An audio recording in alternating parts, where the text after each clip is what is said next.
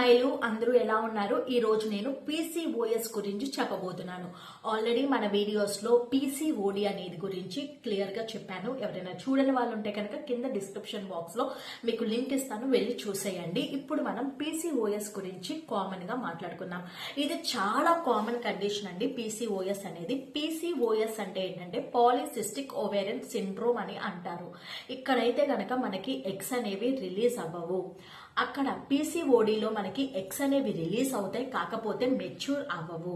ఓకేనా? ఇక్కడ ఏంటంటే కొన్ని హార్మోనల్ ఇంబ్యాలెన్సెస్ వల్ల మనకి ఈ పీసీఓఎస్ అనేది రావడం అనేది జరుగుతుంది. ఇక్కడ ఎగ్స్ అనేవి మెచ్యూర్ అసలు రిలీజ్ అవ్వకుండా ఇది సిస్ట్ కింద ఫామ్ అయ్యి ఓవరీస్ లో కొన్ని సిస్ట్ కింద ఫామ్ అవుతాయి.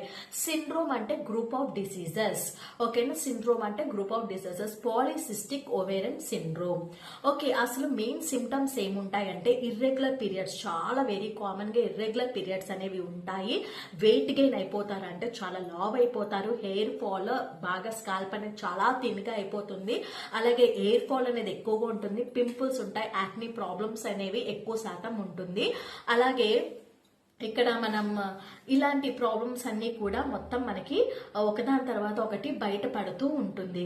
అలాగే మెయిన్గా ఇక్కడ మెయిల్ హార్మోన్స్ అనేవి రిలీజ్ అవుతాయి. పీసీఓడిలో కూడా మెయిల్ హార్మోన్స్ అనేవి రిలీజ్ అవుతాయి, పీసీఓఎస్ లో కూడా మెయిల్ హార్మోన్స్ అనేవి రిలీజ్ అవుతాయి. ఇక్కడ మెయిల్ హార్మోన్స్ అనేవి రిలీజ్ అవ్వడం వలన మనకి ఎలాంటి సిమ్టమ్స్ కనిపిస్తాయి అంటే మీసాలు, గెడ్డాలు, అన్వాంటెడ్ హెయిర్ అనేది రావడం అనేది జరుగుతూ ఉంటుంది. కొంచెం అబ్బాయిలాగా కనిపిస్తూ ఉంటారు.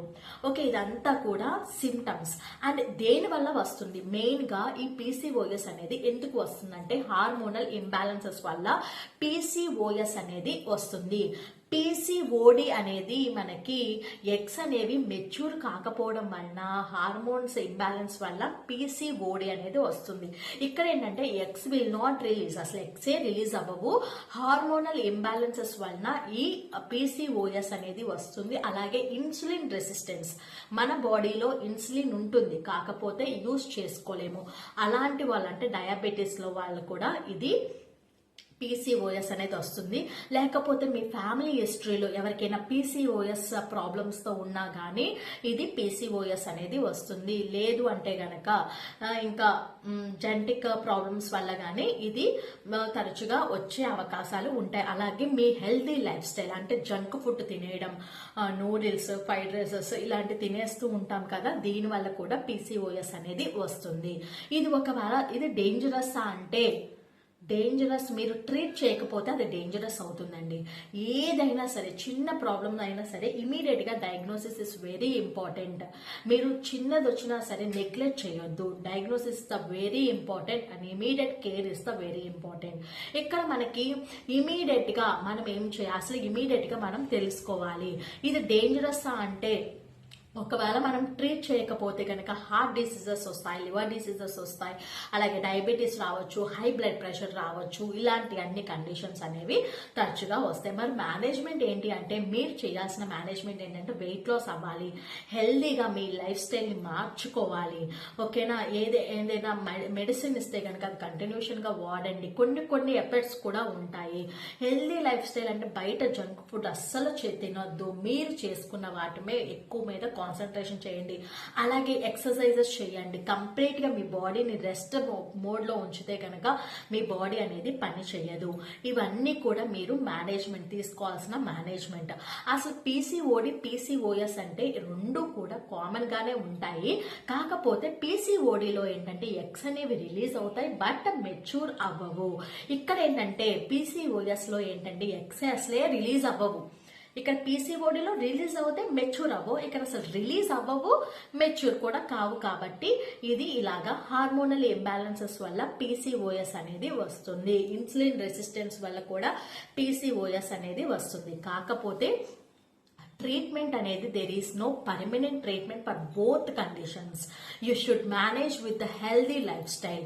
మీరు మీ కంట్రోల్డ్ బట్టి ఉంటుంది. ఎక్సర్సైజ్ చేయడం, take rest in time and heat అదేంటి next drink water, plenty of water, warm water కానీ ప్లెంటీ ఆఫ్ వాటర్ మీరు తీసుకొని చక్కగా మీ బాడీని రిఫ్రెష్ చేయండి. ఎప్పుడు కూడా మీకు బాడీకి ఎక్స్పోజెస్ అవ్వడం అనేది వద్దు. ఓకేనా? ఫస్ట్ ఆఫ్ ఆల్ మీరు టెన్షన్ పెట్టుకోవద్దు. మీ మైండ్ అనేది రిలాక్స్గా ఉంచండి. Everything will be normal. ఓకేనా? మీరు ఇంకొకటి ఏంటంటే భయపడుతూ ఉంటారు. ఓకేనా? High blood pressure is equal to PCOD and PCOS. మీరు ప్రెషర్ తీసుకోవడం వల్ల మీకే ఇబ్బంది అవుతుంది కాబట్టి ఇవన్నీ కూడా మీరు దయించి అన్ని ఫాలో అవుతూ ఉండండి. చిన్నపిల్లలు అంటే ఇంకొకటి ఏంటంటే మెయిన్ ప్రాబ్లమ్ ప్రెగ్నెన్సీ వస్తుందా రాదా. ఏమండి, పీసీఓఎస్ ఉన్న వాళ్ళు చాలా సివియర్ కండిషన్. పీసీఓడి అనేది కొంచెం మైల్డ్ కండిషన్. పీసీఓఎస్ అనేది రేర్గా వస్తుంది. పీసీఓడి అనేది కామన్గా ప్రతి ఒక్కరికి ఉంటుంది. పీసీఓఎస్ ఉన్న వాళ్ళు ఏం చేస్తారు అంటే కొంచెం ప్రెగ్నెన్సీ రావడానికి కష్టమే అవుతుంది. Difficult to get pregnancy. In పీసీఓఎస్లో మాత్రం కొంచెం ట్రై చేస్తే ప్రెగ్నెన్సీ అనేది వచ్చేస్తుంది. కానీ పీసీఓఎస్లో అలా కాదు. ప్రెగ్నెన్సీ అనేది చాలా డిఫికల్ట్గా మారుతుంది. కాబట్టి మీరు మీ హెల్తీ లైఫ్ స్టైల్ని మార్చుకోండి. మీ ప్రెగ్నెన్సీని తెప్పించుకోండి. No problem. Everything will be having the solution. ఓకేనా? For everything they will be a solution. కాబట్టి మీరు మీ హెల్తీ లైఫ్ స్టైల్ని మార్చుకోవడం వల్ల మీరు ప్రెగ్నెంట్ అవ్వే ఛాన్సెస్ అయితే ఎక్కువ శాతం ఉంటాయి. కానీ పీసీఓఎస్ వచ్చిన వాళ్ళు చాలా సివియర్ కండిషన్ మాట. కాబట్టి కొంచెం కేర్ అయితే ఎక్కువగా తీసుకోవాలి. ఇది మైల్డ్ కాబట్టి అంతేం అవసరం లేదు. కానీ ప్రెగ్నెన్సీ కూడా కొంచెం difficulty. Infertility in both condition infertility will be there. ఈ వీడియో కనుక మీకు నచ్చినట్లయితే కనుక లైక్ చేసి, షేర్ చేసి, సబ్స్క్రైబ్ చేసుకోండి. Thank you for watching Madhuri vitals RNO signing off. Thank you.